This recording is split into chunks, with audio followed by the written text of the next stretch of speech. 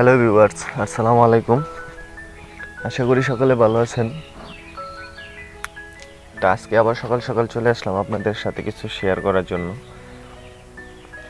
কালকে আমি আমার হাউসগুলো ক্লিন করছি, অনেকটা সময় চলে গেছে সেই জায়গায়।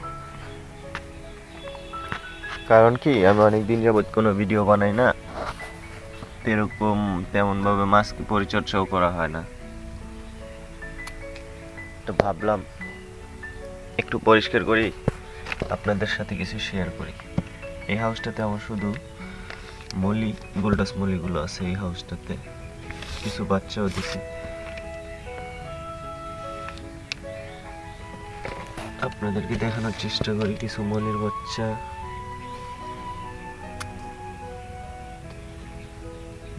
এই যে একটা দেখা যাইতেছে ব্ল্যাক মলির বাচ্চা।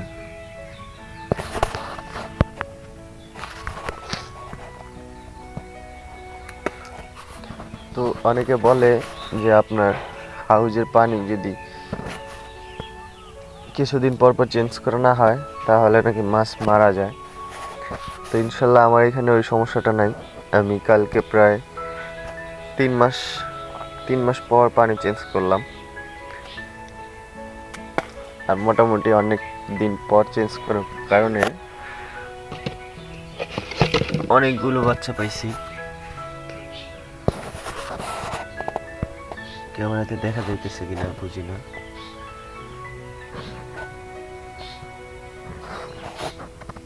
এখানটাতে আমার সব কোবরা গাপ্পির বাচ্চাগুলো।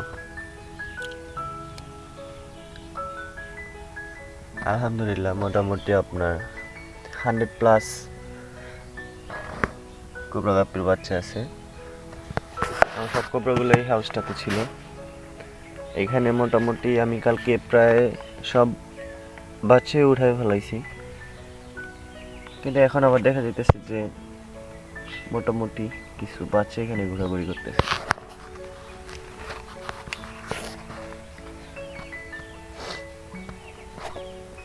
অনেকে আছে যে চায় আমি নতুন করে ব্যবসা করব, বাট মাছ নিয়ে বাঁচাইতে পারতেছি না, নেওয়ার পর মারা যাইতেছে আমার বাসায়। তো আমি তাদেরকে বলবো যে বড় মাছ দিয়ে ব্যবসা না করে আপনারা এরকম বাচ্চা দিয়ে শুরু করতে পারেন। এগুলো যদি বাঁচাইতে পারেন পাইলা, দেখা গেছে যে টিকে গেল, আপনার বাচ্চা কিছু হয় না, তারপর দেখা গেল আপনি বড় মাছ নিয়ে ব্যবসা করতে পারেন। চাইলে আমার কাছ থেকেও নিতে পারেন। এইখানটাতে সব তেল, কৈশোর তেল, প্লাটি, এই একটা কৈশোর তেল।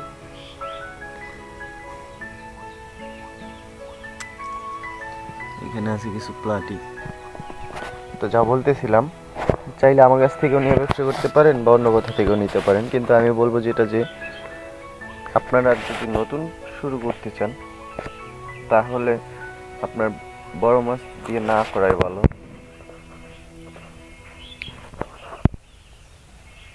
কারণ যখন মাছ মারা যায়, শখের মাছ, তখন খুবই খারাপ লাগে। সেই জন্য চাইতেছি, আমার কাছে কিছু বোর্ডার মাছ আছে একদম ফুললি লোড। আপনারা যদি কেউ চান যে এখান থেকে মাছ নেবেন তারপর বাসায় গিয়ে বাচ্চা দিবে, ওইগুলোর থেকে ব্যবসা করবে, সেরকম চাইলেও এখান থেকে নিতে পারেন। Full loaded female.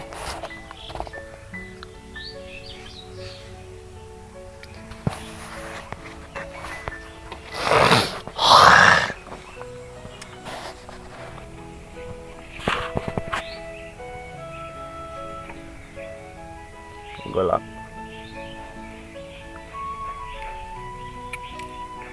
আশা আছে আমার কিছু ইউনিক টাইপের কিছু গাছ কালেকশনে রাখা, ইউনিক কিছু মাছ কালেকশনে রাখা। দেখি কি করতে পারি। আপনাদের দোয়া ও ভালোবাসা যদি সাথে থাকে, আশা করি অনেক দূর আগায় যেতে পারবো। তো আজকে এতটুকুই।